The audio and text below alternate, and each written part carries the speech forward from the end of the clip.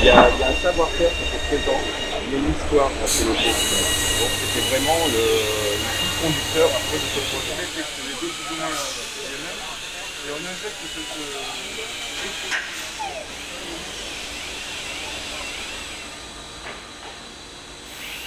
Alors la mousse se présente sous forme liquide. C'est un impasse que l'on met dans le moule et qui va s'expanser et enrober la structure bois. D'accord. Ouais, c'est la mousse.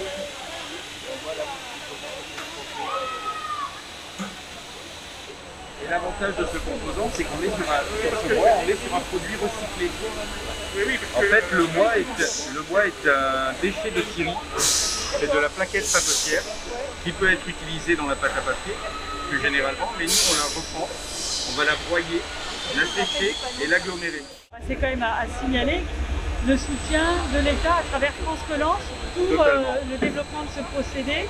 Et c'est 331 000 € de subventions au titre du guichet Industrie du futur.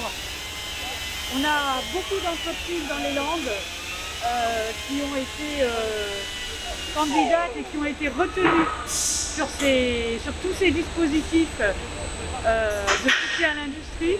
Et là, c'est une très très bonne illustration parce que c'est un procédé qui n'est pas utilisé beaucoup. Enfin, Alors, il est utilisé beaucoup dans l'automobile, ouais.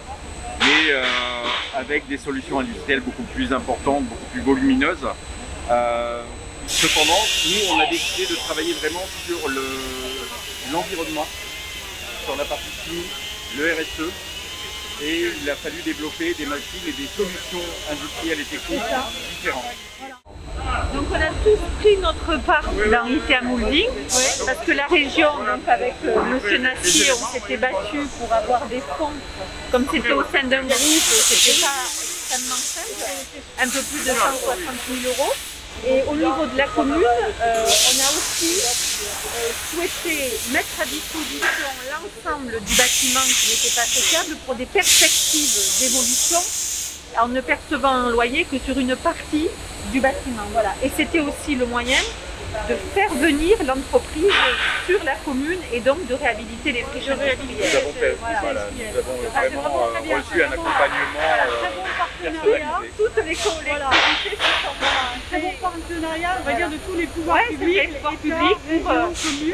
pour en créer une entreprise sur le territoire. Et en venant vous installer ici et en développant ce process, vous avez créé combien d'emplois? Alors aujourd'hui on est à 7. Début octobre on sera à 8, on prévoit une quinzaine assez rapidement. On est déjà de 8, donc parce qu'on a dans notre modèle économique, on a une montée en puissance petit à petit, qui est progressive. Voilà, ça veut bien dire que tout cet accompagnement par l'État, par la région, par la collectivité, c'est aussi d'une part la réhabilitation de friches industrielles, d'autre part la création d'emplois déjà et des emplois nouveaux. Tout à fait là, mais il y a une salariée, moi quand je suis venue voir il y a quelques semaines, qui est une ancienne salariée de chez Cap de Vienne, d'accord, et qui a fait d'autres emplois, qui a été recrutée et qui est extrêmement heureuse parce qu'elle retrouve son métier. Et ben oui, et je trouve ça assez extraordinaire. C'est une grande satisfaction de voir oui, notre pays se réindustrialiser et dans des opérations telles celles que vous réalisez ensemble, doit revenir des activités industrielles et des emplois dans des zones qui ont perdu beaucoup d'emplois dans le passé et qui plus est, là, en l'occurrence, dans un domaine qui est l'activité historique traditionnelle d'Ageco.